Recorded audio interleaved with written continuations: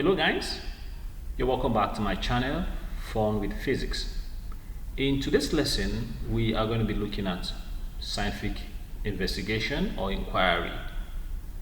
That means at the end of the lesson, you're expected to be able to state all the steps involved in scientific inquiry, and you're able to describe situations where scientific investigations are actually applied to solve daily problems. Not only that, you will be able to know that new observations can lead to new explanation. Okay? Now, observation to explanation. Do you know that scientists make observations of the world around them?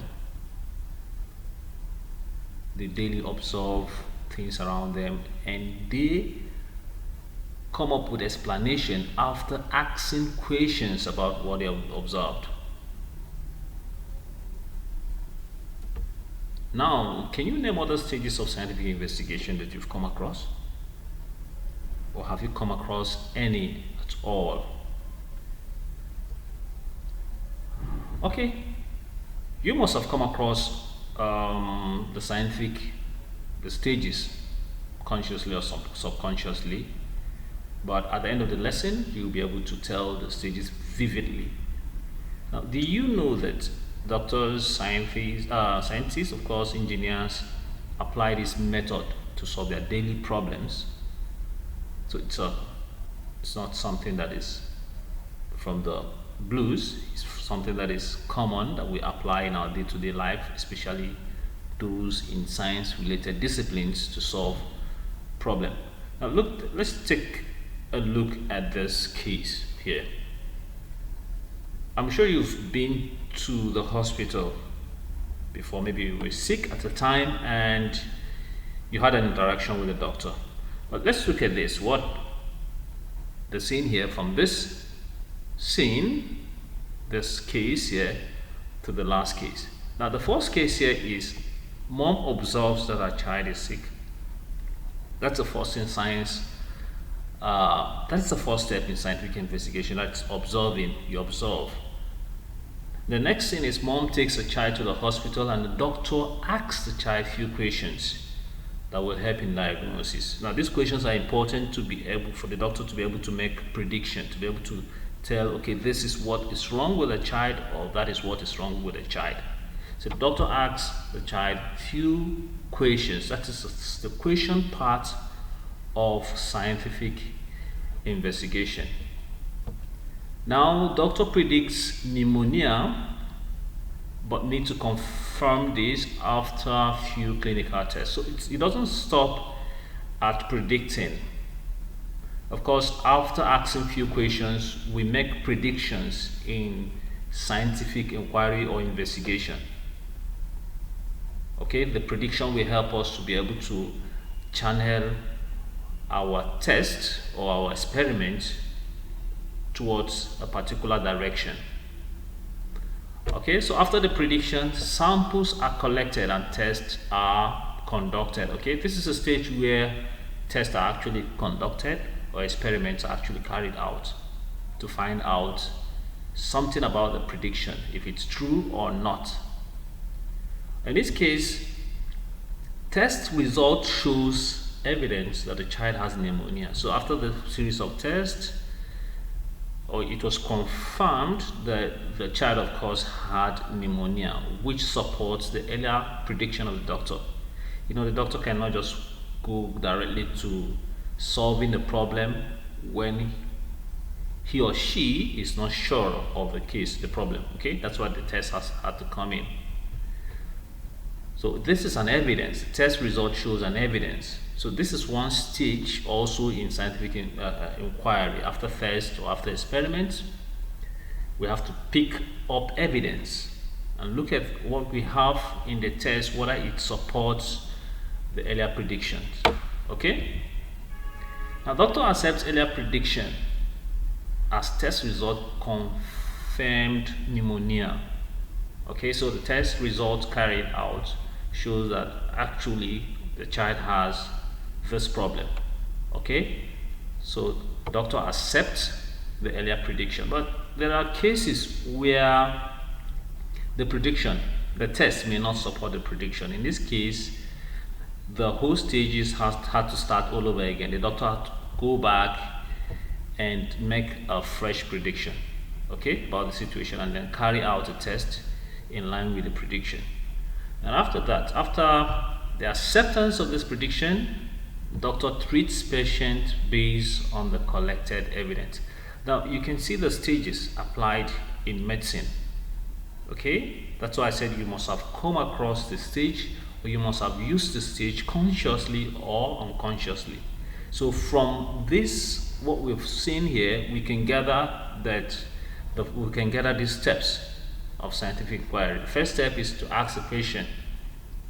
Okay, step number 2 is to make a prediction or to suggest an explanation of the question you asked. Suggest it may be or may not be correct. The next stage is to test the prediction. So in this case, you have to test and find out if the earlier prediction you made is correct or not. Okay, so your line of test must be narrowed down to your prediction. Stage 4, draw out evidence from the test results. But if evidence doesn't support your prediction, you have to come back all over again and make another prediction. You see, so stage 4 can go back to stage 2 depending on the result, the test result.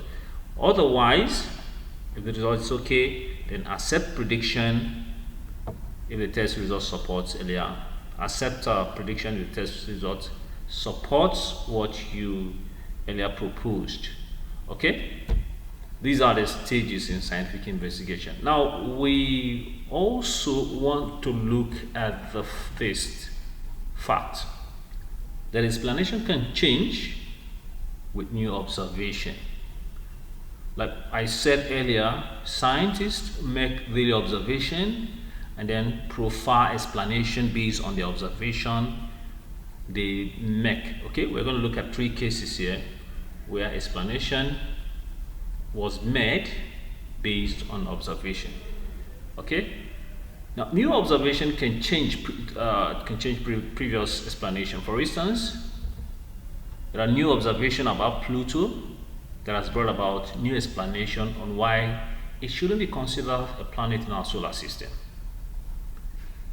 Now, the observation is actually this: Pluto takes a different orbital path and has not fully cleared its neighboring region from other objects. So, for the fact that we have this new observation, scientists came up with this new observation.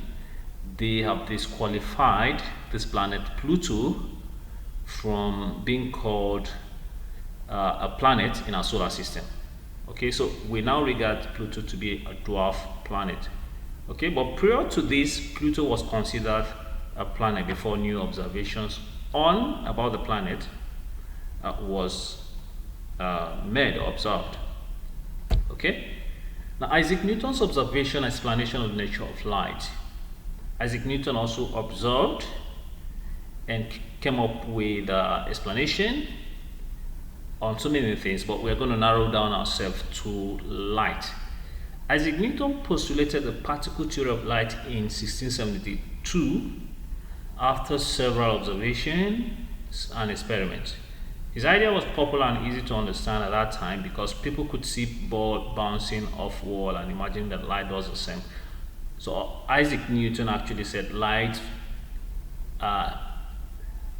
behaves, or light actually is made up of corpuscles or particles that behaves like the ones we actually see, the ones we can actually feel. Okay, his idea of particle nature of light could explain the following. It could explain why light travels in a straight line.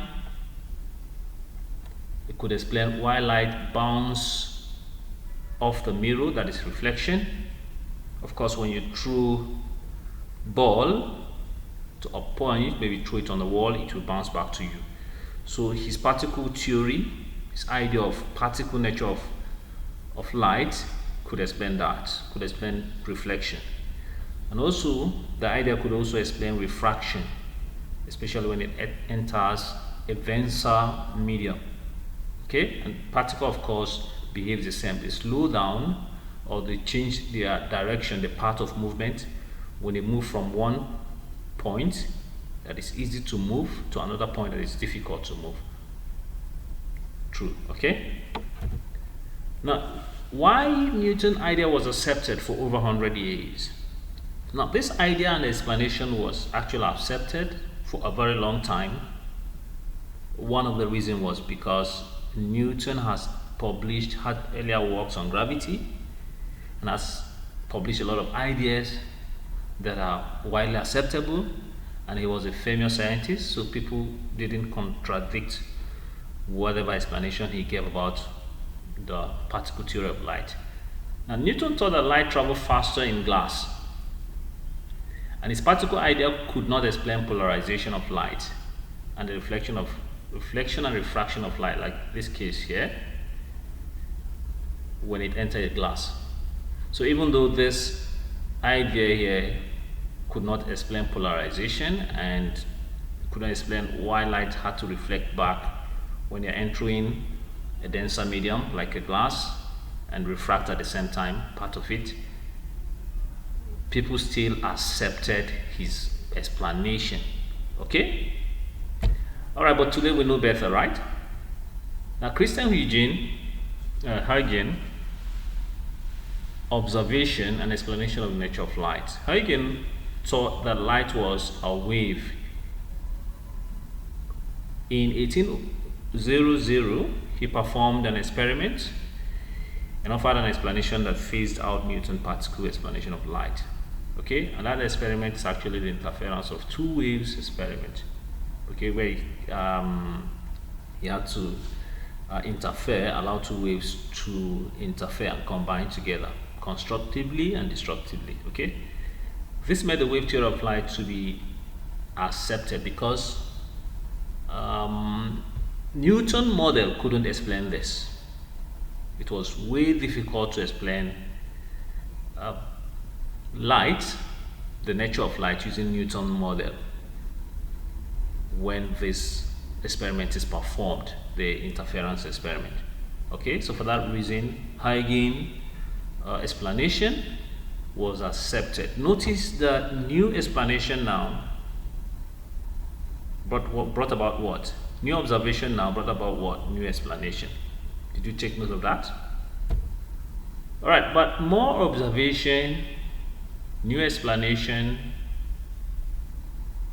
wave particle duality. In other words, with more observation, we have new explanation. That means we have not get to that point where we can say, okay, this is the final say. As more and more observations are made about a theory, about a thing, new explanation can come up. In 1905, Albert Einstein provided an explanation of the photoelectric effect, an experiment that the wave theory of light failed to explain. Okay, similar to what, interference experiment, the particle theory couldn't explain that, but this is another one that wave theory couldn't explain, the photoelectric effect, why electron had to bounce or move out of a metal when light shines on it. Okay, he did so by postulating the existence of photons, that's what he called it, or quanta of light energy with particulate quantities. Okay, that is with particle nature. Now it seems that light exists as a particle and as a wave at the same time. Okay, now it depends on how you're looking at it. From the new observation that was made by Einstein, we've come up with something useful, that light can exist as a wave or as a particle, depending on the direction, the point of view you're looking at it from. We now need both ideas to describe what light is. Okay, so you can see that new observations have brought about what? New explanation, isn't it? All right, guys, that is where we come to the end of this session. If you like this video or you want to get more of these, don't fail to subscribe to my channel and hit on the notification button so that anytime I post something similar, you receive it without stress. Have a nice day.